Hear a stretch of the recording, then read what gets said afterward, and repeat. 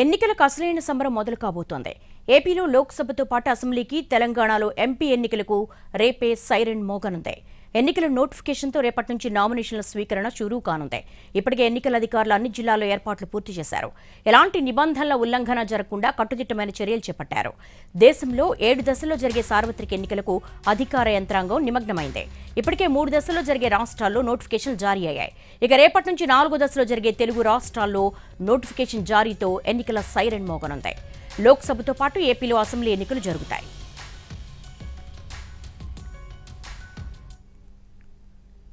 తెలంగాణలో పార్లమెంట్ ఎన్నికలు సజావుగా సాగేలా అన్ని ఏర్పాట్లు చేస్తున్నామన్నారు సీఈఓ వికాస్ రాజ్. రేపటి నుంచి నామినేషన్ల ప్రక్రియ ప్రారంభమవుతుందన్నారు. ఒక వ్యక్తి 2 చోట్ల ఓటు వేయకుండా చర్యలు తీసుకుంటున్నామన్నారు. రాష్ట్రంలో శాంతి భద్రతలు బాగున్నాయని, దాడులు జరిగే పరిస్థితులు లేవంటున్న సీఈఓతో వికాస్ రాజ్తో మా ప్రతినిధి సుధీర్ ఫేస్ టు ఫేస్. దేశవ్యాప్తంగా పార్లమెంట్ ఎన్నికల ప్రక్రియ 7 విడతల్లో కొనసాగుతుంది. అందులో భాగంగానే తెలంగాణలో 4వ విడతలో పార్లమెంట్ ఎన్నికల ప్రక్రియ ప్రారంభం కాబోతుంది. ఏప్రిల్ 18వ తేదీన నామినేషన్ల ప్రక్రియ ప్రారంభమవుతుంది. ఈ నేపథ్యంలో తెలంగాణ పార్లమెంట్ ఎన్నికలకు సంబంధించి ఎలాంటి ఏర్పాట్లు చేశారనే విషయానికి సంబంధించి రాష్ట్ర ఎన్నికల ప్రధానాధికారి వికాస్ రాజ్ గారు ఉన్నారు. వారిని తెలుసుకునే ప్రయత్నం చేద్దాం. Sir, first of all congratulations. Assembly ఎన్నికల్లో ఎలాంటి అవాంతరాలు లేకుండా పూర్తి శాంతి భద్రతల నేపథ్యంలో ఎన్నికలు పూర్తి చేశారు. పార్లమెంట్ ఎన్నికలు ఏ విధంగా చేయబోతున్నారు ఏంటి?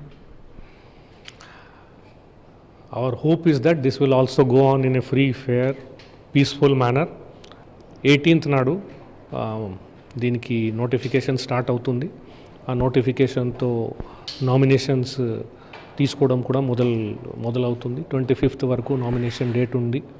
26th స్క్రూట్నీ, తర్వాత మండే నాడు, నెక్స్ట్ మండే అంటే 29th withdrawal and finalisation of list of candidates అవుతుంది. సో దీనికి అన్ని ఏర్పాట్లు చేస్తున్నాం. సిబ్బందులు ఉండొచ్చు, ఈవీఎంస్ ఉండొచ్చు, polling staff, of course polling stations, తర్వాత ఆఫ్ కోర్స్ పొలిటికల్ పార్టీస్ కూడా వాళ్ళు ఎట్లాంటి పర్మిషన్స్ అడగడము, వాళ్ళకి పర్మిషన్స్ ఇవ్వడం, తర్వాత ఎక్కడైనా కంప్లైంట్స్ వస్తే దాని మీద యాక్షన్ తీసుకోవడం, ఈ అన్ని రకాలుగా దాంట్లో యాక్షన్స్ జరుగుతున్నాయి.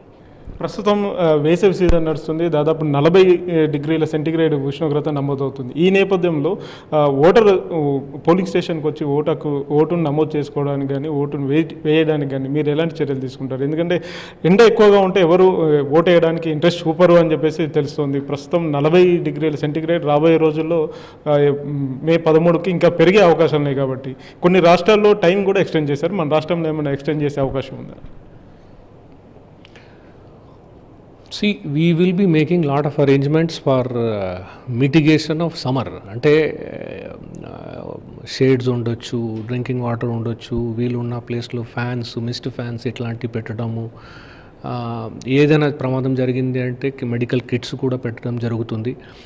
ఇవి అంతా మేము చేస్తాము. In addition to what ever is the regular arrangement in the polling station, like toilets ఉంటాయి, ర్యాంప్స్ ఉంటాయి, వాలంటీర్స్ ఉంటారు, transportation for old age people, PWD people, అట్లాంటి ఎనీవే అవి అంతా ఉంటాయి. కొద్దిగా సమ్మర్ అయితే తప్పకుండా ఉంటుంది. So my advice to all the voters will be to take adequate precautions, రకరకాల precautions. They know we will be issuing some advisories on that closer to elections. అది కూడా చేస్తాము. పొలిటికల్ పార్టీస్కి కానీ, అభ్యర్థులకు కానీ ఎలాంటి సూచనలు చేస్తారు? ఎన్నికలకు సంబంధించి ఎలాంటి జాగ్రత్తలు తీసుకుంటే బాగుంటుంది అనే విషయం?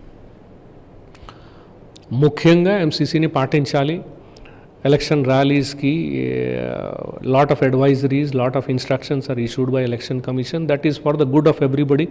ఒక పీస్ఫుల్గా నడవాలి అంటే ఆబ్వియస్లీ అందరు కోఆపరేషన్ తప్పకుండా ఉంటేనే జరుగుతాయి. అవి అంతా వాళ్ళు పాటించాలని నేను వాళ్ళకు కోరుతున్నాం. ఏది ఏమైనా పార్లమెంట్ ఎన్నికలను సజావుగా నిర్వహిస్తామని, నామినేషన్లకు సంబంధించిన ప్రక్రియ ఏప్రిల్ 18వ తేదీన ప్రారంభమవుతుంది. కాబట్టి ఇందుకు సంబంధించిన ఏర్పాట్లన్నీ కూడా చేస్తున్నామని చెప్పేసి వికాస్ రాజ్ గారు చెప్తున్నారు. అదేవిధంగా ఈసారి ఓటింగ్ శాతాన్ని కూడా పెంచేందుకు ఖచ్చితంగా అన్ని రకాల చర్యలు తీసుకున్నామని చెప్పేసి అయితే చెప్తున్నారు. రాజకీయంగా కావచ్చు, అదేవిధంగా శాంతి భద్రతల విధంగా ఎలాంటి ఇబ్బందులు అయితే కలగవు అని చెప్పేసి వికాస్ రాజ్ చెప్తున్నారు. కెమెరామెన్ రాజ్ కుమార్తో సుధీర్, ఎన్టీవీ, హైదరాబాద్.